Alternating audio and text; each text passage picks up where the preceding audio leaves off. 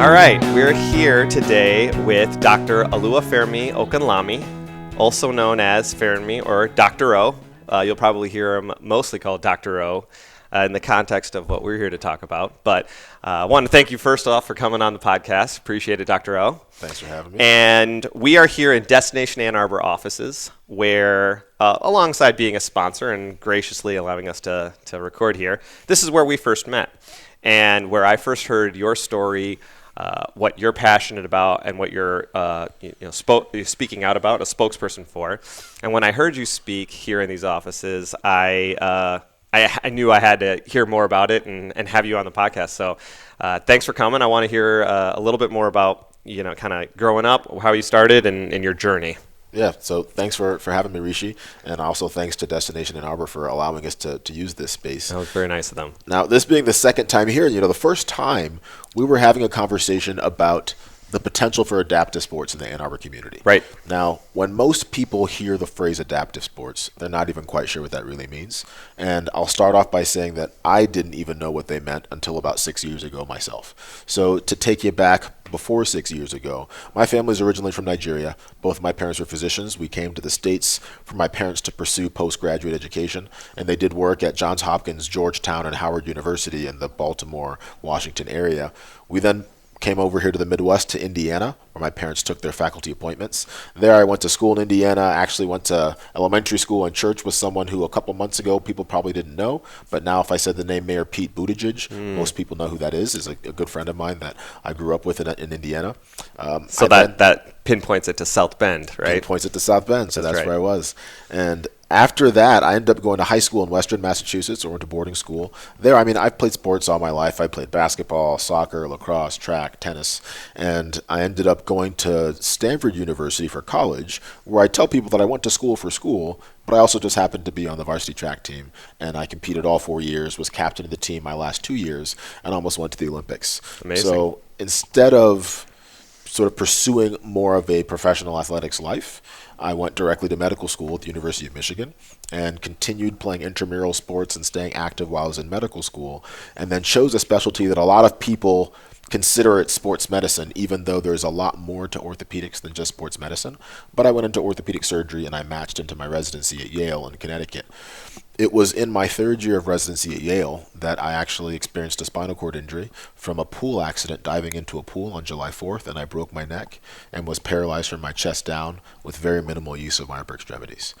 Now, I was blessed to have a lot of my friends and colleagues that were orthopedic surgery, general surgery, residents that were there with us at this function. Right. And they sprang to action, helped me out, pulled me out of the pool, put me on the side of the pool, stabilized my C-spine, and got me to the ER quicker than I'd ever seen done before. And so I really credit a lot of them for the rapidity with which they were able to get me cared for. And do you think that due to that situation, it helped with your recovery, your prognosis at that time? I think that every little piece counts. Yeah. You can never really know what specific event had what impact, but I know for 100% certainty that they did so in such a quick way that I'd be hard-pressed to say it did not have a direct impact, and how quickly I was able to get cared for and how quickly I was decompressed and fused, because I ended up having my first surgery that day in the hands of one of my friends and colleagues, a neurosurgeon who did my first surgery and my second surgery. So not to focus on the sort of the medical aspect of this, but had surgeries at Yale, did inpatient rehab, and then I went back to the Midwest to Chicago at a place that was then called the Rehabilitation Institute of Chicago. It's now the Shirley Ryan Ability Lab, and that's where I did my acute inpatient rehab. There is where I was introduced to adaptive sports. Now, adaptive sports are sports for individuals with any sort of mobility impairment, spinal cord injury, cerebral palsy, muscular dystrophy, you have an amputation, anything that makes it such that you need some sort of modification or adaptation to play sports. Right? And is this a term that you would classify as something that's come around fairly recently? It's not something that I think I knew about growing up or even in college. I had not heard that term. So I would say this is not a new term. It's not a new term. And it's not. It's just the fact that I'm just ignorant. Well, not you. I think it's the world, to be honest. So Okay. the Paralympic movement, many people by now know about the Paralympics. Right. So the Paralympic movement is to adaptive sports as the Olympics are to other sports, right? And one important factor to discuss right now is that with Tokyo 2020 coming around, the Paralympics and the Olympics are actually held in the same place, when they happen. And the United States Olympic Committee and the Paralympic Committee have now made a decision to join. And so they're no longer going to be two separate entities. And so all athletes will be called Team USA. And then the Paralympians that win medals will get the same compensation that an Olympian that wins a medal will get. That's amazing. And so it's something that has been around for quite some time, adaptive sports, but you are not in the minority by not being familiar with them. And as I said, I take sort of ownership of this as well, because prior to 6 years ago, as an athlete and then as a person that took care of people with spinal cord injuries, I still did not know what these were. Right. So I think that's part of the goal for a lot of the work that we're doing here is trying to increase awareness around the fact that this exists. A lot of people have probably heard about Special Olympics, and sometimes they confuse the two. Now, in the work that I do, I want to make sure that I say that there's an importance of the Special Olympics and there's an importance of the Paralympics. They're two separate entities, but all people should have access to physical fitness, regardless of your level of competition. Right. And so whether you just need physical fitness for recreation, for therapeutic reasons, or you are someone who is trying to compete at the highest level in the Paralympics, adaptive sports sort of span that gamut and provide an opportunity for all individuals of all competition levels, of all ability levels, to get the necessary and the desired access to recreation or sport. Right. And as you focus on and have become a spokesperson for and become passionate about adaptive sports, where are the hurdles? Where are the difficulties that you're running into, or that are giving you roadblocks, pauses, things like that? I'd say the first step is that most people just don't know that they exist. And so without having an awareness of it, it's difficult to then provide resources for it. And so I think that's step one. But then after that, the reality is also that wherever you are, you might not have a critical mass of individuals to be able to have the same adaptive sports offerings as the community has for something else. You can go into a community and they probably have 5 little league teams. They probably have 2 YMCA basketball leagues. They probably even got, beach volleyball somewhere that people can play regularly. But if you go somewhere and you want to have an adaptive sports opportunity for your child, for your family member, there may not be the number of people there if you think that adaptive sports should be restricted to people with disabilities only. Right. That's where sort of my plan and my goal differs from a lot of other adaptive sports offerings, is that I don't want adaptive sports to be seen as something only for people with disabilities. I want a more inclusive sort of aspect of adaptive sports to say, this is a sport that is similar to basketball, for example, but you need to be in a wheelchair to play, right? The chairs are different. They're sport chairs. The analogy I make is ice hockey.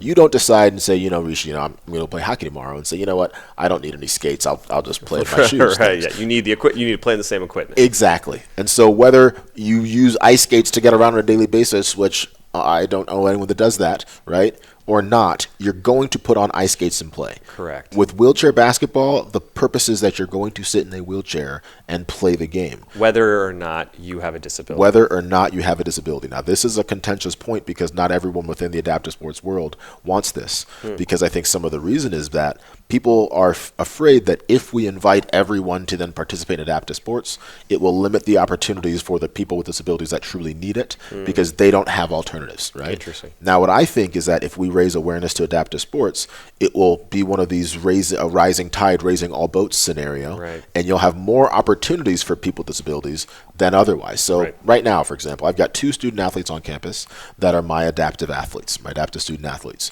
And when you say they're yours, you cultivated, you brought them, you recruited them. How are they yours? Yeah, so I claim them as mine because the competitive student athlete portion of this program did not exist on campus before I came here, right? Amazing. And so one of these students is getting a master's degree in social work, and when he matriculated here, the department actually told him about me, and he looked me up and got in touch, and so that's why I claim him.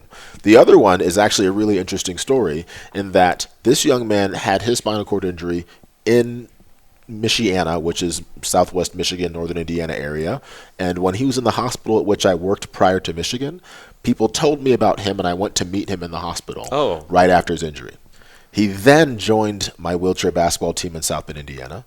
You lived in South Bend at the time? I lived in South Bend. Okay. He lived in Niles, Michigan. Oh, okay, yeah. He then went out to California after I went to California to do this intense outpatient rehab therapy program. He saw a post of mine on Facebook and ended up talking to his family and his community, and was able to come out to California to do that program with me as well.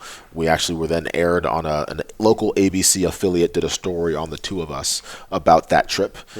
He then matriculated and got into to school here at Michigan. So that's why for that young man, I truly call him one of mine. Because you're truly recruiting here. Yes. Yeah, but the lucky thing is that this is before I really started putting a lot of the work in to develop a program here. I had the goal of creating this program here, but it hadn't truly come to fruition yet. And both of them just sort of fell on my doorstep.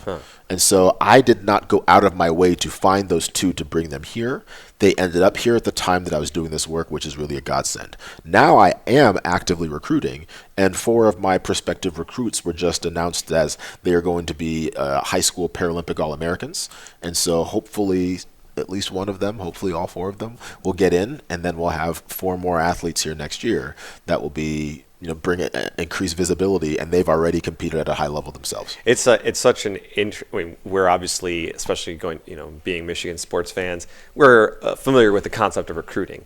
But here you are recruiting for sports, but in a capacity that has nothing to do with that. Like you're a doctor, you're a spokesperson for adaptive sports, but more in the general inclusiveness aspect. But yet you're acting like a coach. You're acting like an athletic department employee, so to speak.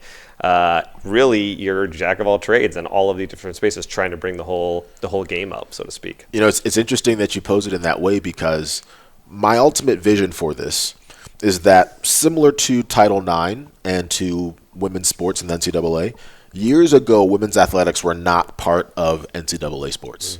And they had a long road, and I think that depending on who you speak with, a lot of people would still say that women's sports are not treated the same as men's sports. Just take the United States women's national team, for example, in soccer, in terms of gender inequities and salary and compensation.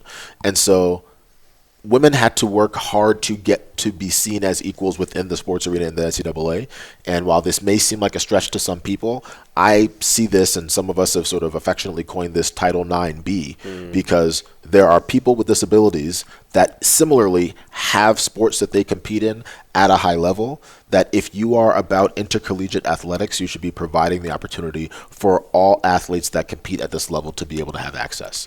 And so while you talk about being the jack of all trades and acting as if I'm an athletic director and a coach, it's true. And my vision is that eventually all of these positions will exist. And you either have a separate athletic department that is for adaptive sports, or within the same athletic department, you have Paralympians, you have Olympians, you've got athletes with varying levels of physical abilities that then demonstrate that you view all athletes as the same. Right. And if they were to, if a department of this nature were to mimic the Olympics, then there wouldn't be a separate athletic department. Exactly. It would just be another 10 sports or however many sports that get integrated in. Exactly. And as most anyone in the collegiate athletics community will tell you, 95% of athletes, they're not competing to go pro. They're competing to compete at the highest level or a very high level, and then move on with a career and use those skills and the thrill of competition and the competitiveness to propel their career in the future. So why not integrate that in with adaptive sports as well? Absolutely. It's not to go pro. It's not to probably make millions of dollars in a sports field. Yeah, and the thing about it from the physician hat is that this isn't just for fun for many people, right? While fun is a big part of it, it's good. Without this opportunity for physical fitness, a lot of people's health would not be as good, right? And so everyone needs some sort of physical activity. We talk about cardiovascular health, and this is something that we all need to then have some form of exercise. And so what you're providing these individuals that have disabilities is you're really just trying to level the playing field and get them to a point where they'll have the same access as their peers. Right. Because people with disabilities don't have the same number of gyms they can just go to and exercise. You can't just maybe go for a run or a walk or wherever things are, because the path might not be accessible. You may have whatever it is, and one of the things I like to highlight is I talk about disability, and with adaptive sports, primarily I'm talking about physical disabilities, right?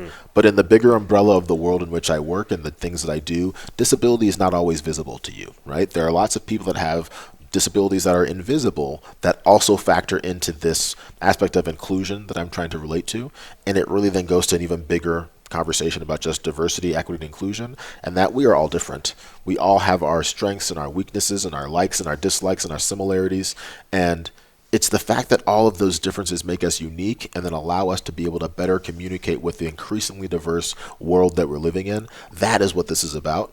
I just have my specific niche being adaptive sports for people with physical disabilities, right? And so this is an opportunity that we have to show that we value the person that's sitting next to us, even if they're different.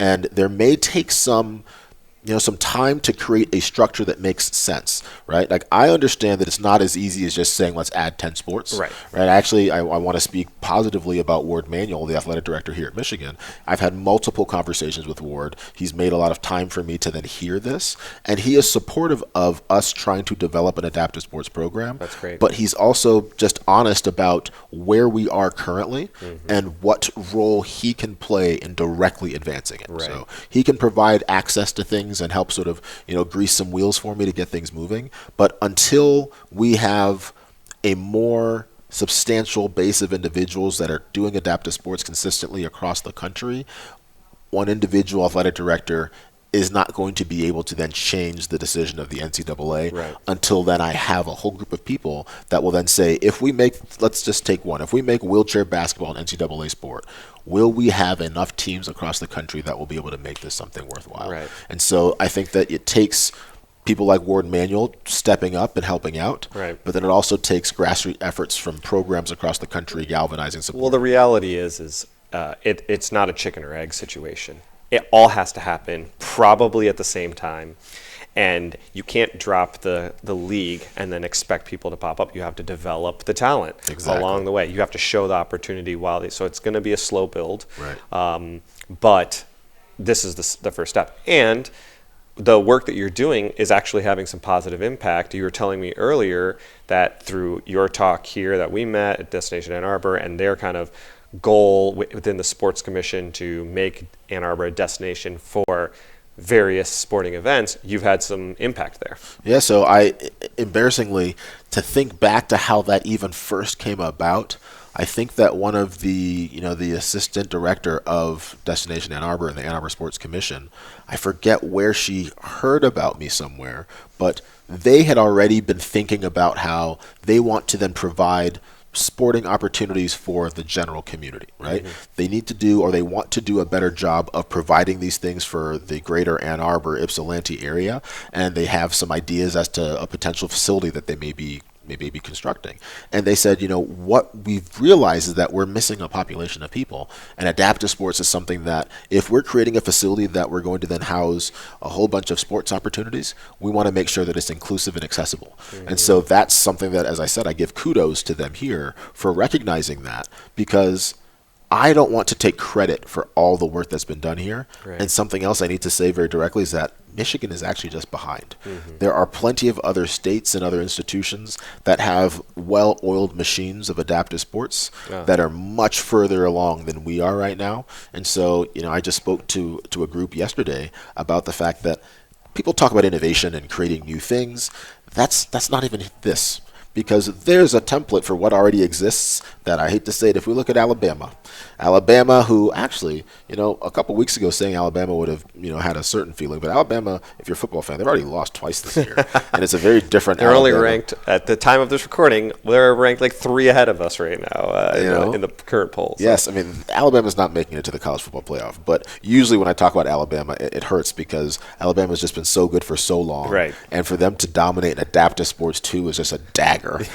Saying that, next thing you know, Alabama's going to beat us in basketball too. I don't even know if they have a basketball That will never team. happen. Exactly. So Alabama, with all due respect, great job what you're doing in adaptive sports. I mean it. They're pioneering adaptive sports in terms of the infrastructure they have. They had a $10 million. I don't know if the facility was $10 million or if the overall capital campaign was $10 million, but $10 million is a number that I know that Alabama raised. They have a facility specifically for Alabama adaptive athletics. They have, I think, 30 or so adaptive athletes per year that I they're remember supporting. you showed a video to us about this facility, and it was an impressive facility no matter what. Exactly.